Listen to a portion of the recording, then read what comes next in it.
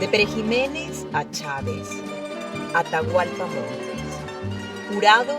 Grupo Editorial. La DIGEPOL, bajo el comando personal de Erasto Fernández Betancourt, practicó la detención de prácticamente todos los que intervinieron directa e indirectamente en el secuestro,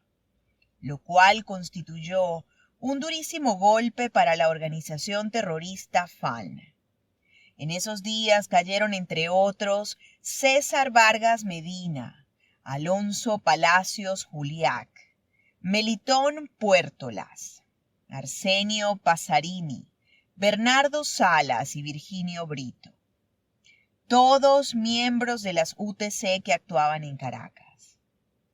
En este caso también fue de vital importancia el uso de los agentes de inteligencia con los cuales habíamos infiltrado las filas de la organización terrorista. En realidad, una gran parte de los éxitos alcanzados en esos años en contra de las FALN, a niveles urbanos y rurales, fueron posibles gracias a la actuación de esos hombres y mujeres que arriesgaban sus vidas conviviendo con el enemigo, e incluso participando en sus acciones para poder ganarse la confianza de los que fungían de jefes o comandantes de esas fuerzas irregulares. De hecho, hubo algunos de ellos que permanecieron dentro de las filas de las FALN por años e incluso no pocos de ellos fueron detenidos, lo cual nos creó situaciones muy problemáticas, puesto que teníamos que prepararles fugas que parecieran reales o sacarlos fuera del país definitivamente.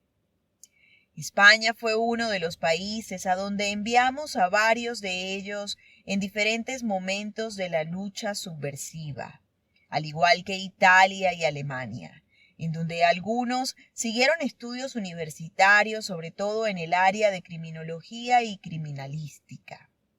Entre otros, recuerdo a Gerardo Ortiz Resplandor, el comandante Madera, nativo de Caicara de Maturín, quien cursó estudios de criminología conmigo en la Universidad Complutense de Madrid.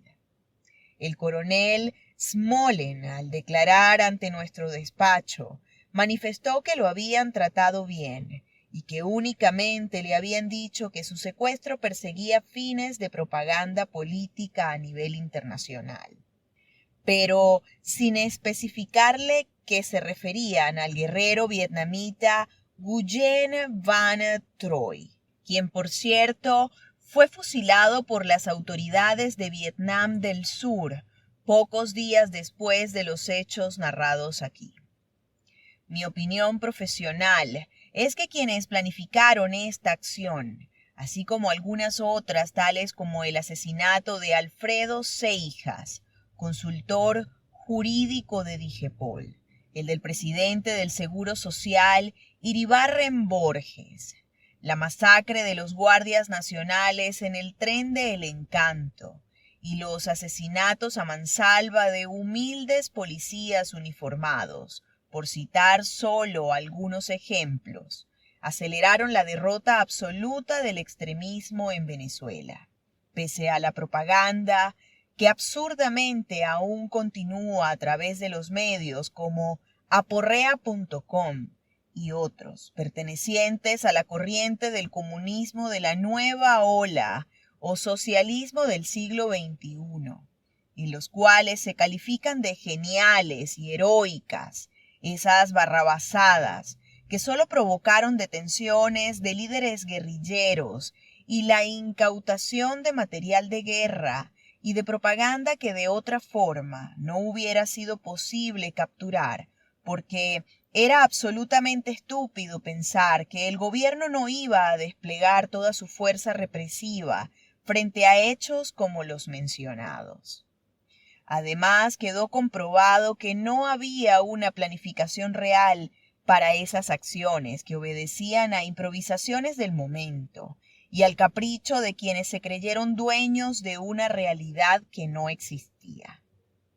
Para la búsqueda del teniente coronel Smolen, el gobierno utilizó absolutamente todos sus recursos policiales e incluso militares, por cuanto además de DIGEPOL, la PTJ y el CIFA, la Policía Uniformada y la Guardia Nacional también fueron movilizadas en esa cacería humana, que no cesó hasta la captura de todos los implicados en el secuestro y de muchos otros más que, aun cuando no estaban directamente relacionados con ellos, formaban parte de los grupos armados del extremismo y, como en un efecto dominó, fueron también cayendo uno tras otro, como se diría en lenguaje criollo, con armas y bagajes. Podríamos decir que al final, quienes creyeron que el plagio les iba a dar dividendos políticos propagandísticos, le regalaron al gobierno en bandeja de plata prácticamente a toda la organización clandestina de las FARC-FLN. De Pérez Jiménez a Chávez, Atahualpa Montes. Jurado, Grupo Editorial.